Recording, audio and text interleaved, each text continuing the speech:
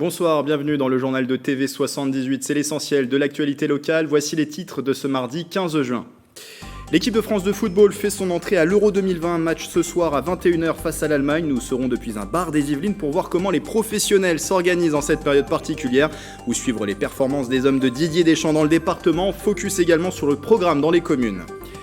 L'action du collectif Versailles LGBT, dimanche il a investi le marché Notre-Dame pour sensibiliser contre l'homophobie et la transphobie. Les participants en ont profité pour remontrer deux affiches de la campagne de Santé publique France qui a suscité une polémique dans la ville. Et puis rencontre avec Laura et Arnaud, passionnés de café, ils ont décidé de changer de vie pour devenir artisans torréfacteurs. Le couple a ouvert sa propre enseigne à Rambouillet. Mais avant de développer ces titres, le verdict du tribunal correctionnel de Versailles dans le procès pour espionnage visant Ikea. La filiale française du géant suédois est reconnue coupable d'avoir espionné plusieurs centaines de salariés de 2009 à 2012. Ikea France est condamné donc à 1 million d'euros d'amende et de la prison avec sursis, visant notamment l'ancien PDG Jean-Louis Baillot.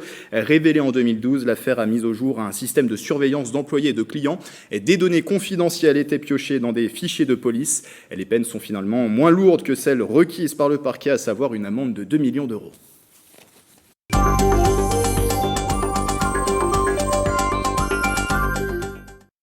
Trois ans après son titre à la Coupe du Monde, l'équipe de France de football fait son retour dans une compétition internationale. Premier match de l'Euro 2020 ce soir pour les Bleus face à l'Allemagne. Coup d'envoi à 21h à Munich. Et vous avez déjà sûrement choisi l'endroit depuis lequel vous allez regarder ce match. Michael Elmidoro, lui, est allé s'établir dans un bar de Saint-Germain-en-Laye. Bonsoir Michael.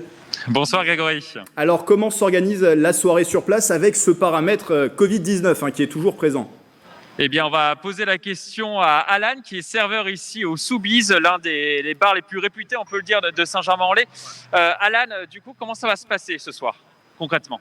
Ce soir, on fonctionne sur réservation pour les soirs de match de la France, parce que c'est beaucoup demandé et que du coup, avec la crise sanitaire, on est réservé qu'à 50% de l'intérieur, avec la 1m40 de distance et puis tout le nécessaire qu'il nous faut avec le gel hydroalcoolique et tout ça.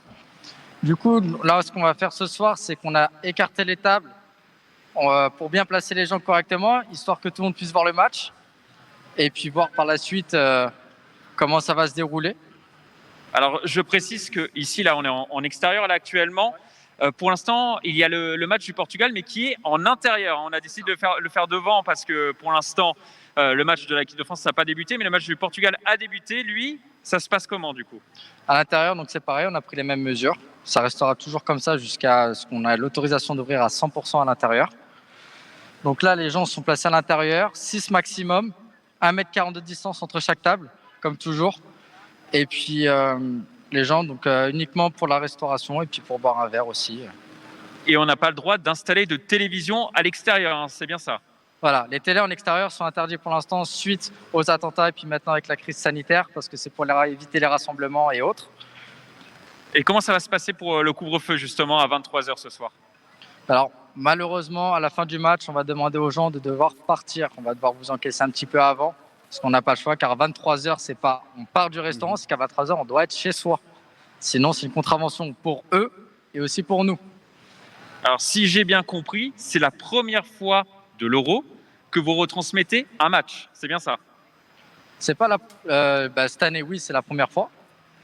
Alors, on a toujours fait ça les autres années. On n'avait pas les mêmes protocoles, donc on pouvait accueillir plus de monde. Malheureusement, maintenant, c'est sur, on va dire un petit peu une sélection parce que c'est uniquement sur réservation, comme on n'a que 50%. Et puis peut-être que d'ici là, le prochain Euro, on aura plus de monde et puis ce sera pas pareil, mais malheureusement, oui, 50%. Et puis ça n'empêche pas qu'on peut quand même bosser, regarder le match, boire une bière, manger ensemble. Et justement, il y a un petit peu de pression ou pas pour l'équipe du bar là, pour cette première soirée avec l'équipe de France ? On a une grosse pression, une grosse responsabilité, parce qu'à la fois, on aimerait bien que la France ce soir gagne le match, que tout se passe bien, qu'à 23h, on soit fermé, parce qu'on va faire partir les gens, donc au moins un petit peu avant, histoire qu'on puisse fermer tranquillement, et que les gens puissent rentrer chez soi. Alors, vous êtes serveur depuis quelques années ici au Soubise. Comment ça se passe généralement, une compétition comme l'Euro, la Coupe du Monde ? Ça se passe comment concrètement ? C'est une belle ambiance. C'est une très belle ambiance. Tout le monde est supporter. Il y a une belle joie. C'est comme si on était au stade. Hein. C'est la même ambiance, franchement. Et l'ambiance monte au fur et à mesure de la compétition ? Ouais. Ça monte, c'est tendu. tir au but, prolongation. Alors là, c'est encore une autre ambiance.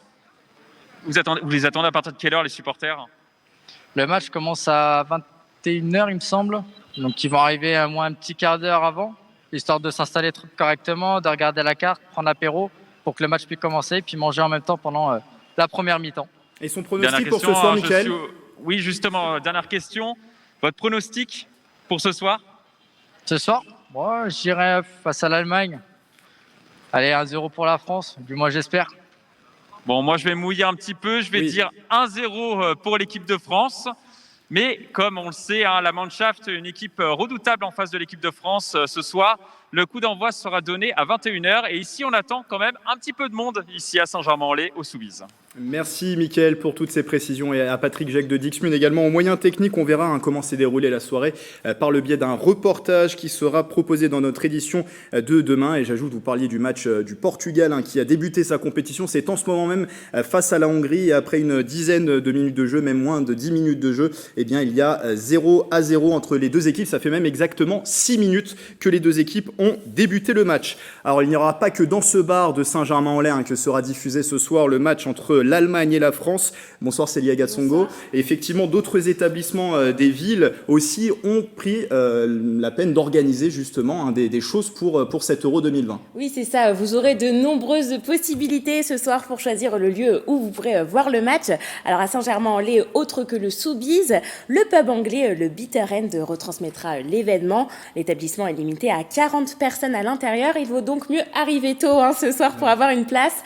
Comme chez l'Amnésia d'ailleurs, ce bar brasserie prévoit quand même 3 téléviseurs en terrasse et 4 à l'intérieur. Et en ce qui concerne les habitants de Saint-Quentin-en-Yvelines, est-ce qu'eux aussi pourront avoir le droit à des retransmissions? Bien sûr, comme au bar Audane Paty à Voisins-le-Bretonneux, le gérant est prêt à accueillir une centaine de personnes et a même prévu une petite animation. Pour tous les matchs de l'équipe de France à la mi-temps, donc on a un champion de France freestyle, rookie, donc, qui viendra faire des démonstrations durant tous les matchs de l'équipe de France, j'espère jusqu'à la finale, donc ça va être sympa. Alors de Voisins-le-Bretonneux, on va à Trappes et là c'est une fan zone qui est proposée. C'est ça, au stade Champsac, les trappistes pourront suivre sur écran géant les matchs des Bleus. 522 personnes maximum sont attendues. Obligation d'être assis et masqué. Pour ce match, la fan zone est déjà complète à l'heure où je vous parle, mais elle devrait peut-être être reproposée pour les autres matchs à venir pour les Bleus. Écran géant aussi, Célia, du côté de Poissy. Oui, la ville de Poissy retransmettra sur écran géant les 3 matchs de poule de l'équipe de France au forum Armand Peugeot. La capacité est limitée à 550 spectateurs maximum pour bien sûr respecter la jauge sanitaire. Aucune réservation ne sera prise en tout cas et premier arrivé, premier servi. Il y aura aussi une exposition artistique qui sera proposée au Pissiaquet. Oui, sur la place de la République, les passants pourront apercevoir un ensemble de 16 panneaux sur les thèmes grands messieurs du football. Comme vous pouvez le voir sur ces images, une dizaine de portraits comme Karim Benzema, N'Golo Kanté ou encore Olivier Giroud. Tous sont signés de l'artiste parisien Bobby Dollard. Et on précise d'ailleurs, Célia, que pour rappel, ces lieux seront fermés à partir de 23h, l'heure du couvre-feu, même si ce matin, précision sur les ondes de France Info, la ministre des Sports, Roxana Maracineanu, a affirmé qu'il y aura une certaine tolérance pour les personnes qui rentreraient chez elles après avoir suivi le match France-Allemagne, une tolérance qui a été confirmée dans une note envoyée par le ministre de l'Intérieur au préfet. Merci pour toutes ces précisions. Un petit pronostic pour ce soir, Célia? Allez, un petit 2-1 pour la France. Bon, on va espérer une victoire pour la France. Voilà, oui. Vous savez, tout ou presque pour ce soir. Je vous rappelle ce rendez-vous France-Allemagne, premier match de l'Euro pour les Bleus, à suivre à partir de 21h. C'est à l'Allianz Arena de Munich.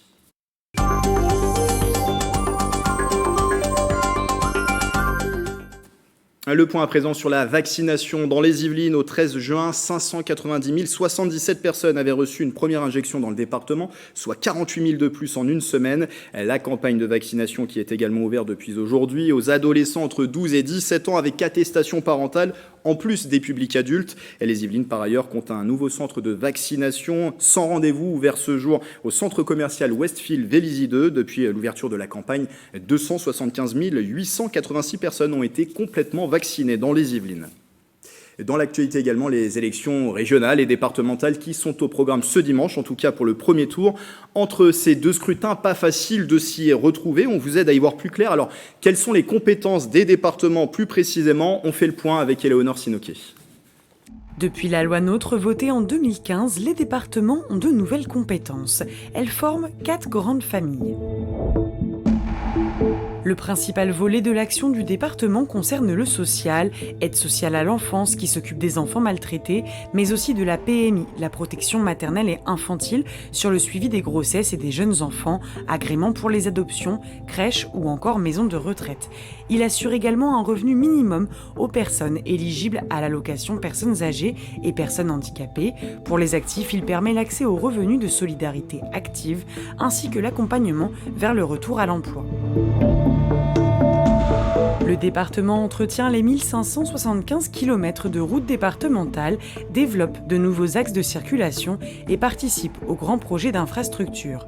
Dans les Yvelines, la ligne de tramway T6 qui passe par Vélizy et va jusqu'à Viroflay, ou encore le projet EOL pour rapprocher la gare Saint-Lazare de Mantes-la-Jolie par exemple. Dans le secteur de l'éducation, le département des Yvelines s'occupe de 145 collèges publics, entretien, équipements numériques, cantines, personnel technique et même le financement de la construction de nouveaux établissements. Dernière grande compétence du département, l'aménagement du territoire qui englobe plusieurs sujets. Cela va du soutien aux communes pour des projets d'aménagement, la gestion de l'eau, la protection d'espaces naturels sensibles. Ils sont au nombre de 64 dans les Yvelines. L'aménagement de sentiers de randonnée, aires de pique-nique, pistes cyclables, au financement du service départemental d'incendie et de secours. Le département doit enfin garantir l'accès au très haut débit sur son territoire. Ajoutez à cela, le département partage aussi des compétences avec la région, le tourisme, la culture ou encore les animations sportives. 6 compétences au total qui montrent l'importance du tandem entre les deux collectivités pour le territoire. Et nous consacrerons une thématique sur ces élections départementales et aussi régionales dans notre édition du journal de jeudi. En 2019, en France, 35% des personnes LGBT avaient fait l'expérience d'au moins une forme de discrimination au cours de leur vie. Pour lutter contre ce phénomène, le collectif Versailles LGBT a organisé une action au marché Notre-Dame. C'était dimanche, un rendez-vous qui fait suite à une polémique survenue dans la ville. Les images de Justine Brasier. Oui, mon pote est gay, oui, ma fille est lesbienne, 2 des 5 affiches lancées il y a quelques mois par Santé publique France contre les discriminations subies par les personnes LGBT+. Une campagne qui n'est pas passée aux yeux de certains Versaillais. En mai, 3 personnes, dont une conseillère municipale, écrivent au maire pour lui demander de retirer les affiches de la ville, coupables, je cite, d'exposer aux yeux de tous des situations sexuelles et familiales qui n'ont pas à être promues ni encouragées. Pour leur répondre, le collectif Versailles LGBT a organisé une action dimanche 13 juin au marché Notre-Dame. C'est important cette campagne, c'est Santé publique France, il y a des chiffres, il y a des jeunes qui se foutent en l'air parce qu'ils sont dans un mal-être total de ne pas être ce qu'ils ont envie d'être, de peut-être se sentir rejetés, de peut-être vivre de l'homophobie et qui se foutent en l'air, qui se suicident. Versailles n'appartient pas qu'à une certaine catégorie de population, ça appartient à tout le monde. Et à partir du moment où en fait il y a des lois, on ne peut pas aller à l'encontre de ça et on ne peut pas aller contre une campagne du gouvernement. En 2019, en France, 35% des personnes LGBT avaient fait l'expérience d'au moins une forme de discrimination.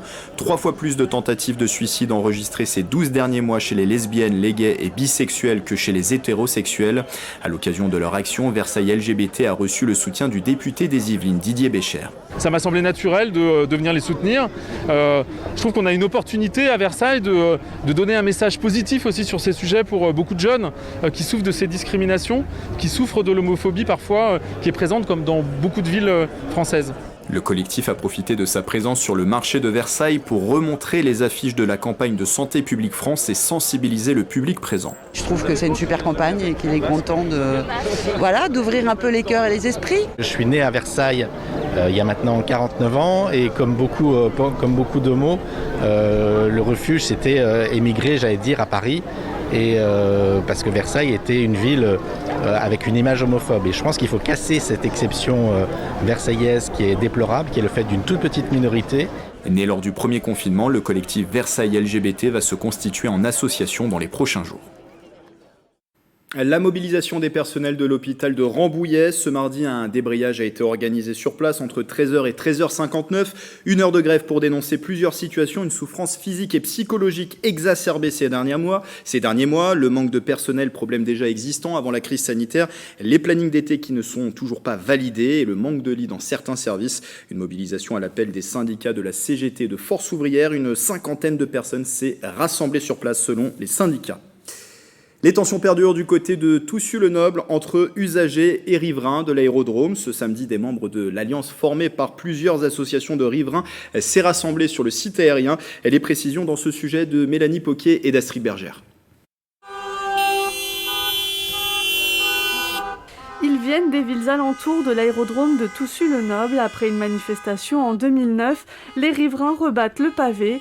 Ils estiment que les différentes avancées pour réduire les nuisances sonores liées au mouvement ne sont pas suffisantes. Cette année 2020 très particulière avec un déconfinement complètement anarchique. Anarchique à tel point que la commission consultative de l'environnement a vraiment pris la mesure de cette situation et les autorités ainsi que les élus se sont engagés à prendre des mesures fortes pour faire face à cette explosion de trafic. Et ce qu'il en a accouché en 2021 est extrêmement décevant. Ce qu'on veut, c'est vivre paisiblement dans notre belle vallée de Chevreuse. C'est tout simplement ça. Aujourd'hui, il y a des solutions. Il y a des aéroclubs qui ont acheté des avions vertueux. C'est des avions qui font pratiquement pas de bruit. Et il y a quand même 2 avions électriques. Mais en fait, ces solutions-là, elles sont très peu utilisées. L'Union des aéroclubs de Toussus regrette la surenchère et appelle à continuer le dialogue. Elle rassemble 7 aéroclubs et près de 1000 pilotes. Il faut voir que Toussus-le-Noble est totalement innovateur en termes d'avions nouveaux, plus silencieux.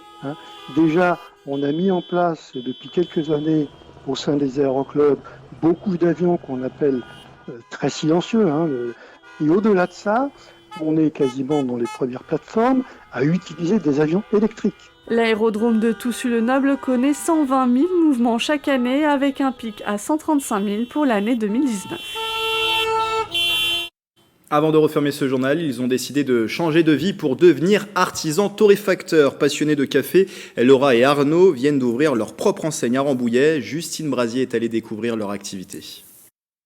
Ils travaillaient en tant que technico-commercial ou dans l'achat logistique. Laura et Arnaud ont décidé de changer de vie pour se lancer dans un tout autre projet, artisan torréfacteur. Entre autres, travailler sur la cuisson du café pour en ressortir tous ses arômes. En réflexion depuis 3 ans, le projet Arlos Coffee a vu le jour début mai à Rambouillet. On avait quand même ce bagage qui nous sert forcément dans la gestion de l'entreprise, mais par rapport au café, on s'est totalement formé sur la torréfaction, sur l'histoire du café, sur les producteurs. Arlos Coffee travaille avec du café de spécialité, gage de qualité et d'éthique. Le café arrive ici sous forme brute, appelée café vert. Voilà sous quelle forme ils sont dans les sacs en toile de jute. On a 10 cafés différents, donc une partie vient d'Amérique du Sud, d'Amérique centrale, et on en a 2 qui viennent donc d'Éthiopie et du Burundi. Donc en fonction de la provenance, on va avoir des goûts différents en tasse. Le café vert est ensuite torréfié artisanalement à l'aide d'une machine chauffée à plus de 200 degrés. Le café est inséré par le haut, reste à suivre la cuisson du café. On vient vraiment faire notre cuisson si on veut développer plutôt le côté floral du grain, végétal, ou au contraire plus partir sur le côté corps, amertume du café. Et donc une fois qu'on a réalisé notre cuisson comme on le souhaite, on vient actionner le refroidisseur avec la partie refroidissement et palme et du coup ouvrir le tambour pour évacuer les grains. Arlos Coffee dispose également d'un camion-magasin, un coffee truck. Il permet de couvrir les marchés et les événements locaux. Les gens en fait achètent leur café en grains ou moulu. Donc on a le moulin qui est ici qui nous permet de le moudre directement pour avoir une mouture la plus fraîche possible.